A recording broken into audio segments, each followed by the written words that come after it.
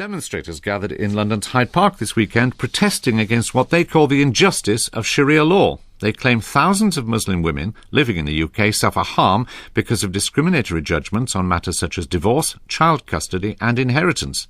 Last year, you may remember, the Archbishop of Canterbury, Dr. Rowan Williams, said the adoption of certain aspects of Sharia law within UK law seemed unavoidable. He argued it would help maintain social cohesion, but opponents begged to differ. Yesterday's event was attended by several hundred people and included music and speeches. Kevin Bouquet reports.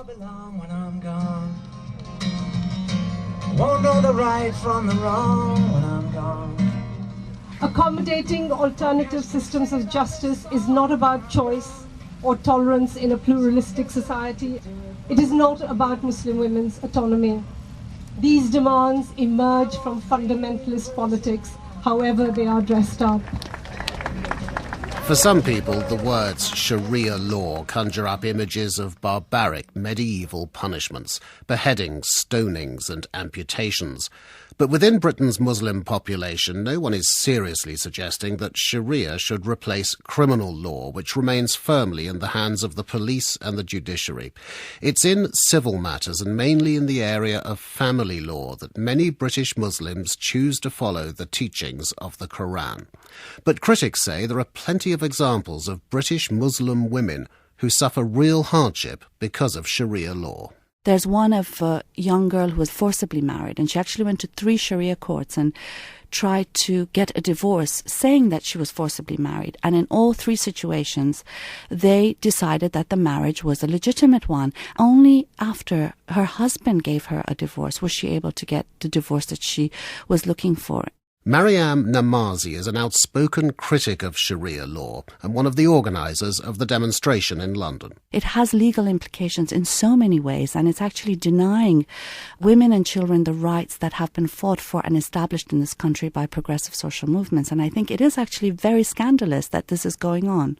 And Ms. Namazi says there have been many other cases in which the judgment of Sharia courts has favoured men over women, particularly in matters involving divorce, inheritance and child custody.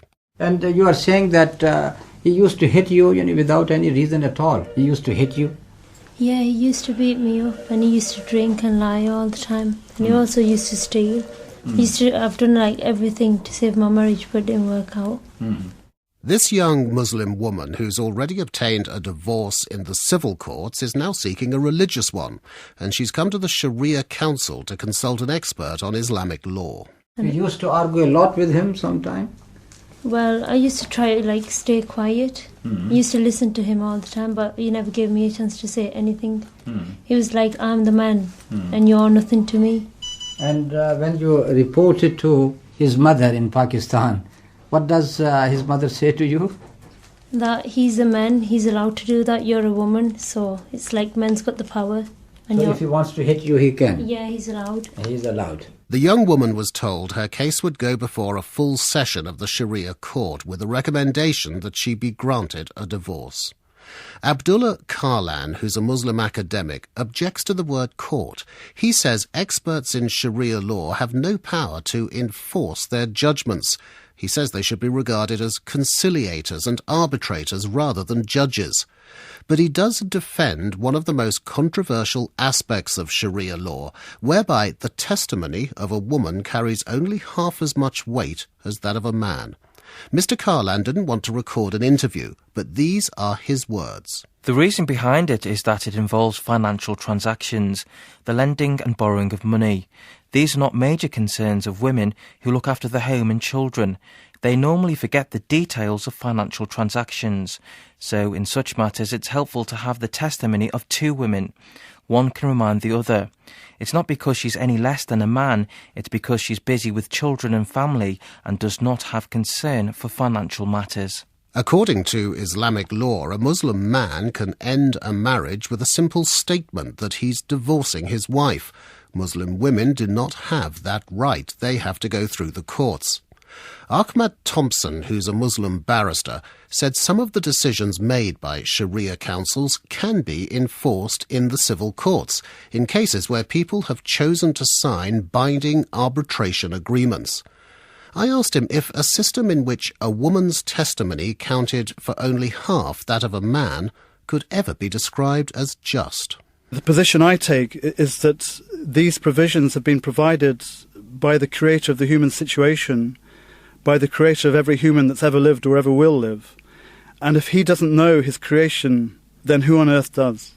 So you accept it as a matter of scripture rather than you happen to believe yourself that men are better at remembering things than women are? I don't say, well, men are better witnesses than women. I've met very intelligent women, with very acute intellects.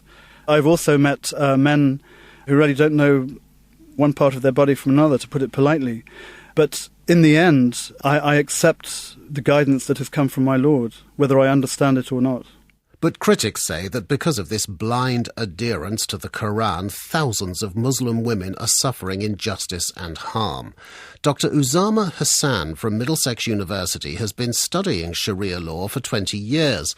He says that to claim it was designed to discriminate against women is to ignore historical reality. The rights that the Quran gave to women 14 centuries ago were absolutely revolutionary, because remember, this was a pagan tribal society in Arabia where women were bought and sold like possessions. And if you look at the rights given to women in the Quran, such as a right of divorce, the right to own your own property, these were absolutely unheard of in 7th century Arabia. But critics of Sharia might well say that the problem is nothing really has moved since medieval times. I agree. There are many reformers in the Muslim world now arguing precisely this point. They say the Quran actually began a massive liberation of women, which unfortunately it seems to have stopped from medieval times. But that should continue towards a full equality. There are some Muslims who regard any criticism of Sharia law as a racially motivated attack on Islam.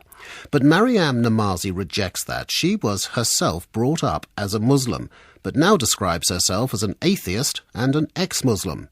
She claims that she and other former followers of Islam are opposed to Sharia because it's discriminatory and arbitrary, and because, in her words, it should have no place in deciding how people should lead their lives. Sharia law is wreaking havoc across the world and in Britain, and so it is the duty of every decent, progressive person to oppose it, not from a virulently racist, anti-immigrant perspective, because to me the fascists are actually very similar to the Islamists, from a perspective of defending and supporting human rights of everybody and equal rights for everybody. Maryam Namazi ending that report from Kevin Bouquet.